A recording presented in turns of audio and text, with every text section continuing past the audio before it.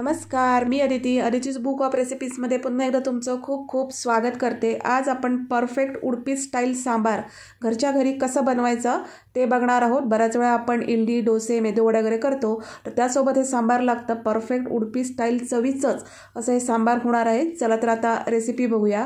तर याच्यासाठी बघा, मी पाऊण कप तूर डाळ आणि पाव कप मूग डाळ ही कुकरमध्ये छान अगदी शिजवून घेतलेली आहे। हे बघा, कुकरमध्ये छान शिजून घ्यायची। त्याच्यामध्ये थोडीशी मी हळद घातलेली आहे शिजवताना, आणि थोडंसं तेल घालायचं, म्हणजे जी ही डाळ आहे ती छान शिजून येते। आपल्याला डाळ ही खूप छान अगदी 4 ते 5 शिट्ट्या देऊन मस्त एकदम मऊ पडेपर्यंत शिजवून घ्यायची आहे। आता त्या डाळीमध्ये आता मी नंतर याच्यामध्ये एक कांदा आहे उभा चिरलेला, तो घालणार आहे। एक टोमॅटो आहे बारीक चिरलेला, तो घालणार आहे। या 4 भेंडी आहेत त्या मी घालणार आहे।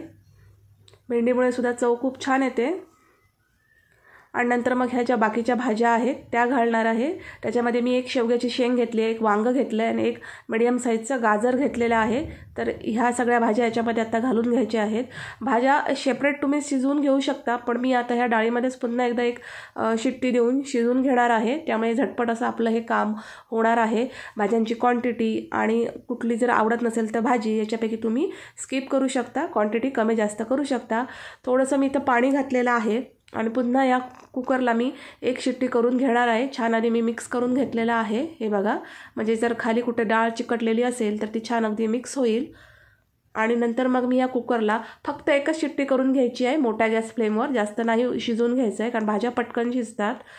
तर आता या सांबार मसाला कसा करायचा ते बघूया। तर पॅन गरम करून घेतलेला आहे आणि याच्यामध्ये मी 1 टेबलस्पून धणे घेतलेले आहेत, आणि नंतर मग त्याच्यामध्ये मी 1 टीस्पून एवढं जिरं घातलेलं आहे। म्हणजे जेवढे धणे घ्याल त्याच्या निम्मे तुम्ही जिरं घ्यायचं आहे। आणि सेम तसंच नंतर मग मी याच्यामध्ये 1 टेबलस्पून चणा डाळ घातलेली आहे, ही बघा। आणि नंतर मग ह्याच्या निम्मे म्हणजे 1 टीस्पून मी याच्यामध्ये उडीद डाळ घातलेली आहे, हे बघा।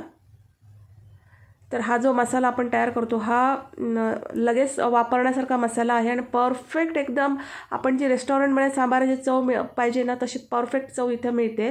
1 पाव चमचा मी याच्यामध्ये मिरी घातलेली आहे, आणि तेवढेच म्हणजे पाव चमचापेक्षा थोडंसं कमी याच्यामध्ये मी मेथीदाणे घातलेले आहेत। आणि आपल्याला लो गॅस फ्लेमवर आपल्याला हे छान असं भाजून घ्यायचं आहे। हे बघा, खूप मस्त असं सांबार आपलं तयार होणार आहे। तर लो गॅस फ्लेमवर याला थोडंसं मी परतवून घेतलं, थोडासा त्याचा वास निघायला लागला की नंतर मी याच्यामध्ये थोडासा कढीपत्ता घातलेला आहे। कढीपत्ता पण मी याच्यामध्ये छान मिक्स करून घेतलेला आहे, थोडासा हलका भाजून घ्यायचा कढीपत्ता। मस्त असा आपला हा सांबार मसाला तयार होणार आहे। नक्की एकदा अशा प्रकारे सांबार मसाला तयार करून सांबार बनवा, खूप छान चवीला तयार होईल, परफेक्ट रेस्टॉरंट स्टाईल। नंतर मग मी याच्यामध्ये 1 वाटी म्हणजे जवळजवळ पाऊण कप मी याच्यामध्ये ओलं खोबरं घातलेलं आहे। तर इथं ओलं खोबरंच वापरायचं, आणि हे ओलं खोबरं पण आपल्याला याच्यामध्ये भाजून घ्यायचं आहे। पण ओलं खोबरं आपल्याला जास्त भाजून घ्यायचं नाही आहे, हलकंसरच भाजून घ्यायचं आहे। आपण एरवी जसं वाटण तयार करतो त्याला जास्त भाजतो तसं भाजायचं नाही आहे।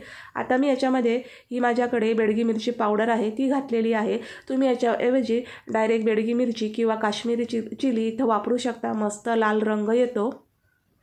आणि आता हे हलकं परतवून घ्यायचं आहे। हे बघा, खोबरं जास्त भाजायचं नाही आहे किंवा मिरच्या पण खूप जास्त भाजायच्या नाही आहेत, हलक्या फक्त जरा गरम झाल्या की बस एवढंच आपल्याला इथे भाजून घ्यायचं आहे, आणि नंतर गॅसची फ्लेम बंद करायची आहे। तर आता बघा, कुकरला 1 शिट्टी मी करून घेतलेली आहे, आणि डाळीमध्येच मी ह्या सगळ्या भाज्या आहेत त्या शिजवून घेतलेल्या आहेत। डाळीसोबत समजा ह्या भाज्या घातल्या असत्या तर सगळ्या भाज्या ह्या डाळीमध्ये पूर्ण विरघळून गेल्या असत्या, शेंग पण पूर्ण विरघळून गेली असती। म्हणून मी पहिली डाळ शिजवून घेतली आणि नंतर भाज्या घालून 1 शिट्टी देऊन ह्या भाज्या शिजवून घेतलेल्या आहेत। त्यामुळे भाज्या हे बघा अशा मस्त अशा परफेक्ट शिजलेल्या आहेत, त्या कुठेही डाळीमध्ये पूर्णपणे विरघळलेल्या नाही आहेत। तर खाताना ह्या भाज्या मध्ये तोंडात आल्या की खूप सांबाराची चव खूप छान लागते। तर बघा, आता आपला जो मसाला जो आपण मागाशी तयार करून घेतला तर तो आता थंड झालेला आहे, हे बघा।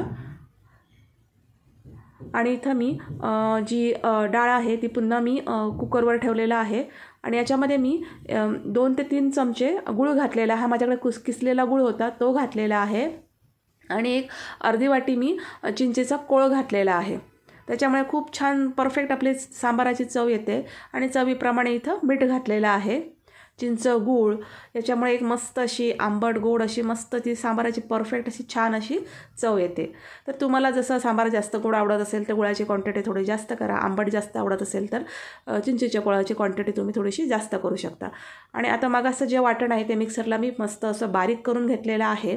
हे बघा, जे वाटण आहे ते छान अगदी बारीक करून घ्यायचं मिक्सरला आणि ते मी आता याच्यामध्ये ॲड केलेलं आहे. हे बघा, आणि सगळं मी ॲड केलं आणि त्याच्यामध्ये मी पाणी घातलेलं आहे. मिक्सर वगैरे धुवून पाणी सगळं घातलेलं आहे. तुम्हाला सांबार कितपत पातळ पाहिजे त्या प्रमाणात तुम्हाला इथं पाणी ॲड करायचं आहे आणि हे सगळं छान आधी मिक्स करून घ्यायचं आहे. डाळ वाटण मस्त अगदी छान अगदी मिक्स व्हायला पाहिजे. हे बघा, आणि याला आता एक मस्त अशी उकळी येऊ द्यायची आहे. परफेक्ट, खूप मस्त असं अप्रतिम चवीचं हे सांबार तयार होतं. तुम्ही साऊथ इंडियन पदार्थांसोबत भाताबरोबर सुद्धा हे सांबार खाऊ शकता. तर आता इथं याला मी मस्त अशी फोडणी दिलेली आहे.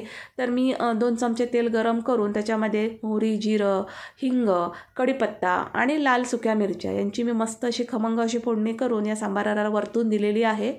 ही बघा, आणि मस्त असं आपलं हे, आणि पुन्हा याला एक छान अशी उकळी येऊ द्यायची म्हणजे जी सांबाराची टेस्ट आहे ती परफेक्ट येते. मस्त असं आपलं सांबार तयार होतं. तर हे बघा, मस्त असं आपलं इथं सांबार तयार झालेलं आहे. शेवटी मी याच्यामध्ये बारीक चिरलेली भरपूर अशी हिरवी कोथिंबीर घातलेली आहे.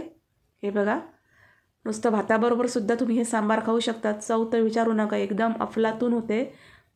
ज्या मोठ्या मोठ्या हॉटेलांमध्ये जशी जी परफेक्ट आपल्याला चवदार सांबार मिळतं ना, तसं अगदी सांबार तयार होतं आणि घरच्या घरी एकदम इझी आहे रेसिपी.